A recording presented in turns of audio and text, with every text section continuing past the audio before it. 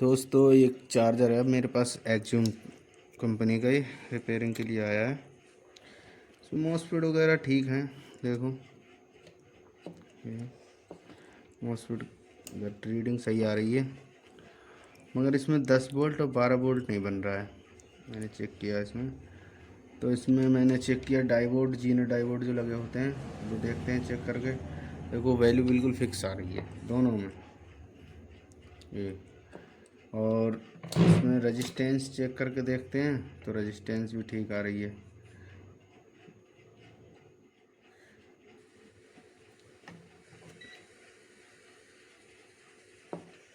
वो इस side check करूँगा तो आएगी। ये देखो 1066 1.5 किलो की होती है, एक 1 किलो ओम्स की होती है। दोनों ठीक दिखा रही हैं। किलो ओम्स में देख लेते हैं, देखो 1.5 आ गया मीटर में, और ये वाली 1K की होगी, ये 1.1। ठीक है, रेजिस्टेंस भी ठीक है। और मैंने DC लगा दी इसमें, और इस साइड चेक करते हैं। अगर ये माइनस ले लिया मैंने, इधर देखो 42 वोल्ट के करीब आ रहा है,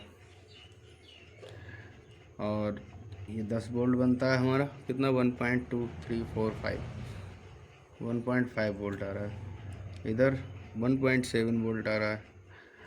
अब ये ड्रॉप हो रहा है या बन ही नहीं रहा है, यानी कि 1.7 वोल्ट। इधर भी इतना ही होगा फिर IC पर, IC की 14 नंबर। ये देखो इधर 0 है, बिल्कुल भी 0 है, इधर पहुंच ही नहीं रहा। यहाँ ये जा रहा 1.5 वोल्ट, इधर जा ही नहीं रहा। तो इसमें रजिस्टेंस भी सही है, डायोड भी सही है, फिर भी यहाँ 10 वोल्ट 12 वोल्ट नहीं बन रहा है। फिर क्या ख़राब हो सकता है। मैंने इधर IC भी चेक की, जो 785 लगा हुआ होता है ये यहाँ लॉजिक कार्ड में, ये भी देखो रीडिंग अपनी सही दिखा रहा है। ये देखो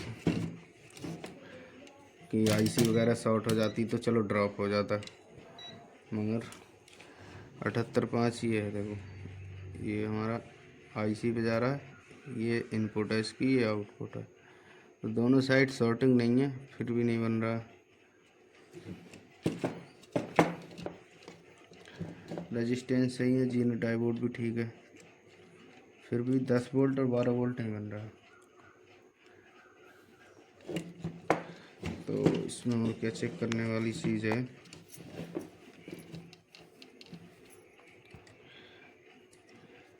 ये तो एक रेजिस्टेंस लगी है यहाँ, मगर मैंने यहाँ अगर DC देते हैं तो एक चीज़ समझ में आई मेरे, इन रजिस्टेंसों पे 48 वोल्ट जाना चाहिए। ये देखो यहाँ कितना थे, 42 वोल्ट है, यहाँ 42 वोल्ट है।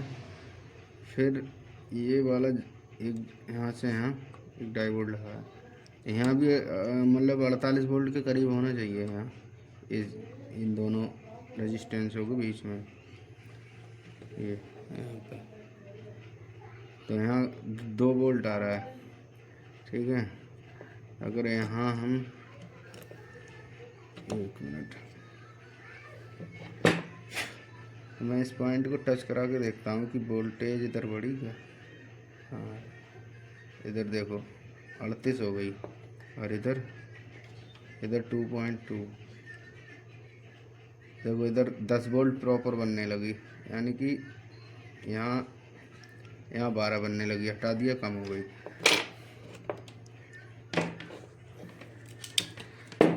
तो मैं आप लोगों को बताऊं, यहाँ एक इस पॉइंट से यहाँ एक डायोड लगा हुआ होता है 4007, ये यहाँ से यहाँ, वो ख़राब है, ओपन हो गया शायद। इसकी वैल्यू चेक कर लेते हैं, ख़राब है, सही है, कोई रीडिंग नहीं आई। इस साइड भी कोई रीडिंग नहीं आई। तो इसको फटाफट निकाल के देखते हैं ये डाइवोट ही ख़राब है क्या?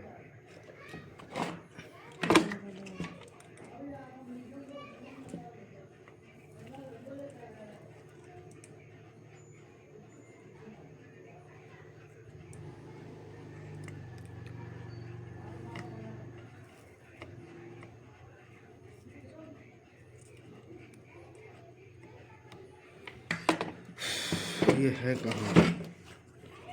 तो अंदर लगा हुआ होगा। ये है भाई, देखो इधर लगा हुआ है। ये निकालने में भी दिक्कत होगी। 12.5 और 9। और इधर देखो, इधर जो बैटरी की वोल्टेज होती है इन रजिस्टेंसों पे आती है। ये यहाँ से यहाँ एक डाइवोड लगा हुआ होता है, इसलिए डाइवोड ओपन हो गया था। इस वजह से ये 10 वोल्ट और 12 वोल्ट दोनों ख़त्म थी।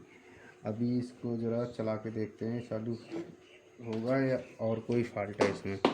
ठीक है, अभी मैं सीरीज़ में ही दूंगा।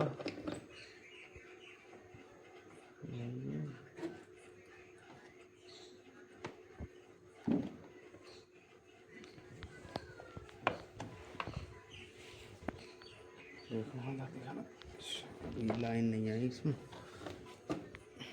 अब आ गई।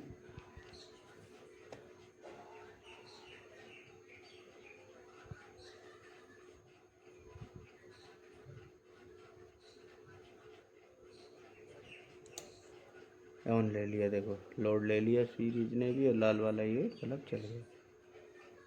15 एम्पियर का चार्जर है ये, हमारी सीरीज बल्ब ने लोड ले लिया। डायरेक्ट कर देते हैं।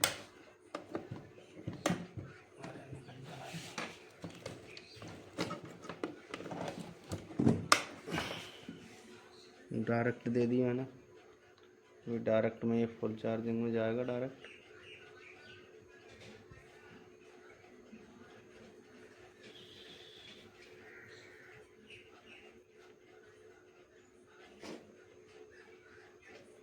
थोड़ा टाइम लेता है ये ऑन होने में।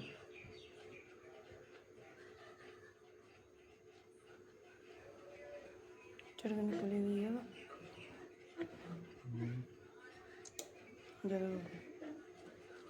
थोड़ा टाइम डिले करता है जब चलता है। अभी देखो ये वाली बल्ब जल गई हमारी, और ये देखते हैं।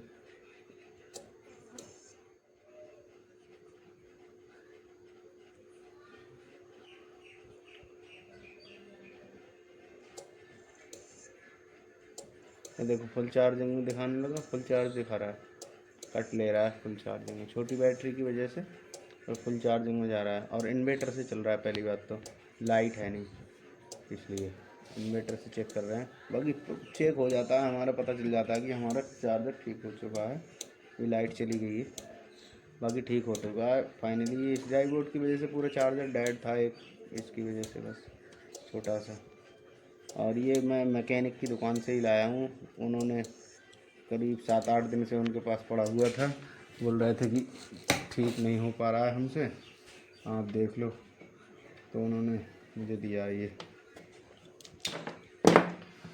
वो भी ये चार्जर वगैरह रिपेयर करते हैं, तो उनसे हो नहीं पाया, तो मुझे बुला के उन्होंने दिया। वो आप देख लो, आपसे हो जाए तो। वही मैंने तो इसको कर दिया। उन्होंने 7-8 दिन से अपने पास ही रख रखा था। कस्टमर भी परेशान, और उनका काम भी, गाड़ी भी बंद होगी बेचारे की। अभी ये 10 मिनट का ही काम था। बाकी जो व्यक्ति जानता है काम इसके बारे में, उससे कराएंगे तो आपका जो है टाइम बच जाता है। प्रोफेशनल जो करने वाले होते हैं, तो जैसे आता ही नहीं है भाई कहाँ से क्या है, तो वो तो ऐसे ही देखते हैं कि कहीं मिल जाए उल्टा सीधा फॉल्ट।